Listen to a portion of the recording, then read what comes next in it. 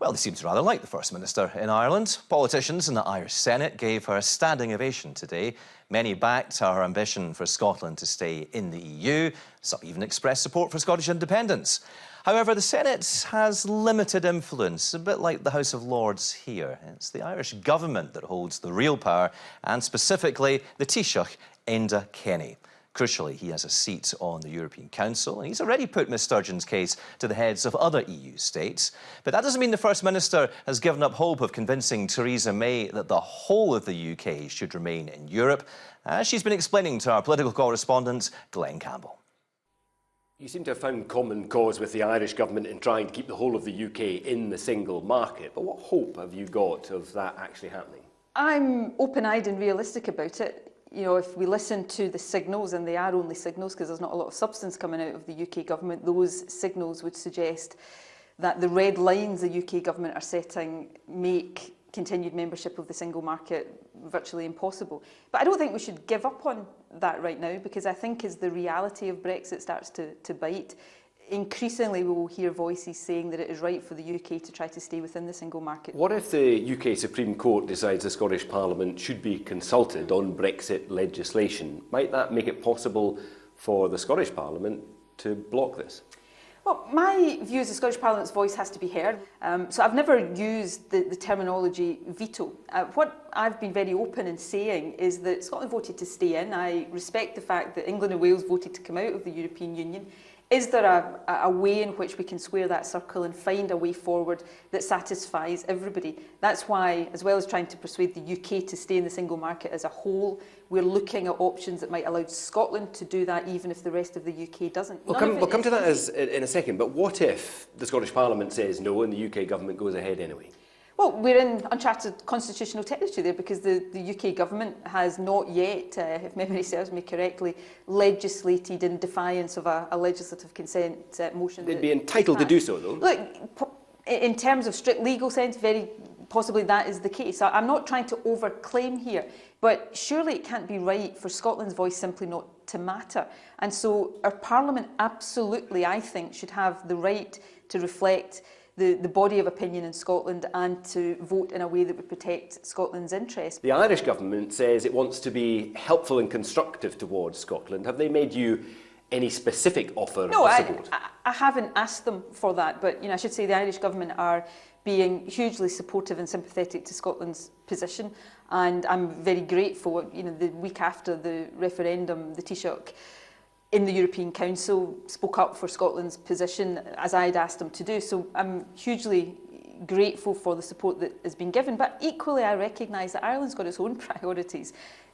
Ireland's economy is already suffering from the Brexit vote. The issues in terms of the island of Ireland and borders, these are issues that demand the priority attention of the Irish government. So I recognise that, but also appreciate the support they're giving. If it was going to be possible to go down the route of Scotland having some kind of special arrangement with the EU and still be in the UK, wouldn't that trash access to the UK single market? No, I don't accept that argument. And let me be very clear that I'm not arguing for continued membership of the single market instead of free trade across the UK. I'm arguing for it in addition to that.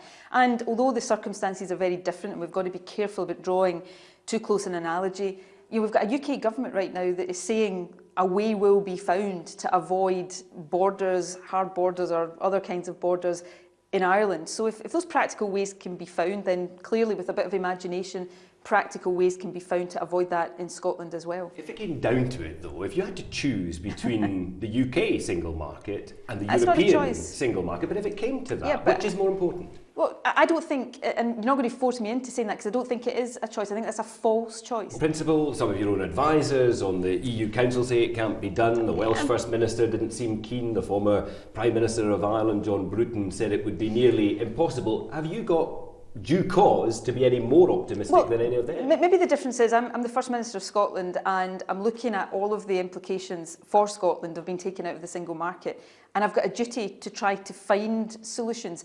I don't pretend they're easy, and yet if you look at it very traditionally, you might reach the conclusion, oh, that can't be done or this can't be done. But the point I keep making, and it's a point I've heard echoed here in Ireland a lot this week, is that we're in uncharted territory.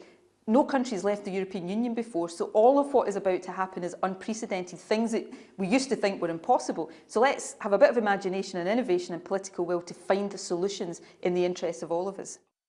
Nicola Sturgeon speaking to Glenn Campbell. Well, earlier this evening I spoke to Simon Johnson from The Telegraph and asked him how he thought the First Minister's visit had gone. Well, I think her reception has been tremendously warm. It would be churlish to say any otherwise. Obviously, the Irish government were delighted to have her over there, and she received the warmest reception imaginable. I think some of the SNP spin was a little bit overdone beforehand. They were saying, well, technically correctly, she is the first foreign government leader to address the upper house, although people like JFK, Ronald Reagan, Bill Clinton have addressed both houses of the Irish Parliament previously, and previous people to have just addressed the upper house include Neil Kinnock and last year Phil Hogan, the EU Agriculture Commissioner. So you can spin that a little bit too far, I think, but there's no doubting there was genuine warmth there, and there was a genuine willingness on both sides to cooperate and help each other out as much as possible during what's going to be an extremely difficult Brexit process. And to be fair, she's made some progress with the Irish Taoiseach. I mean, Enda Kenny spoke up for Scotland at the European Council a few months ago. I wonder how significant is that, and how much influence do you think that Ireland can wield on Scotland's behalf? Well, absolutely. I mean, Enda Kenny, in some ways, I mean, he broke protocol in a way. I mean, it was the EU has been presenting a united front here, and they're not saying really anything much about their negotiating stance about what should and should not be offered the UK until the Article 50 process has been triggered. So, yes, I mean, it would be very helpful for her to have that help within the European Union, but it is only one nation out of 27 who will basically decide the EU stance on this, and a relatively small one at that. And I think that although Ireland will make that case, I think there will be strong representations from countries such as Spain, such as Belgium, with their own separatist movements, not to give Scotland any particular special deal for fear of encouraging their own separatist movements in their countries. And there's also, obviously, the whole economic arguments around the single market and free movement. So I fear that it might not actually make much practical difference in the end. It was interesting in Glenn Campbell's interview that the First Minister hasn't entirely given up on the idea of convincing the rest of the UK to remain in the EU, and there seems to be some backing for that option in Ireland as well.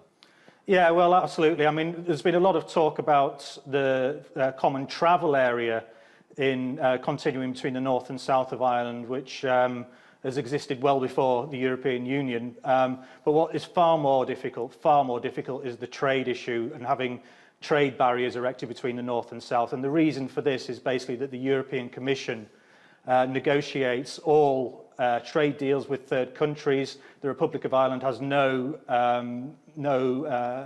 ability to negotiate its own trade deals with the UK. So if it's a hard Brexit, then a hard Brexit will apply between the Republic and the United Kingdom. So, and that would be desperately difficult to deal with. So you can see exactly where they're coming from.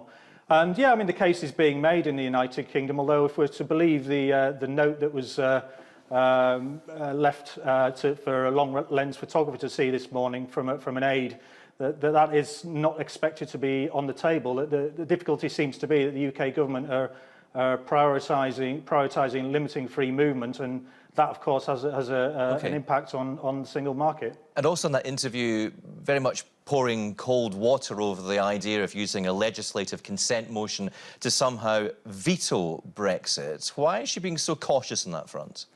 Well, I think it's highly contentious, isn't it? I mean, it would be almost, I think, well, personally, I think it could destroy the United Kingdom if Scotland vetoed Brexit against the will of the entire electorate. And also, there is the legal standpoint on this. You can make the democratic argument that an LCM should be used, but academics seem to be in agreement that this is more of a convention than a legal right. So maybe she's just sort of calming the waters in that respect. OK, Simon Johnson, thanks very much. OK, thank you.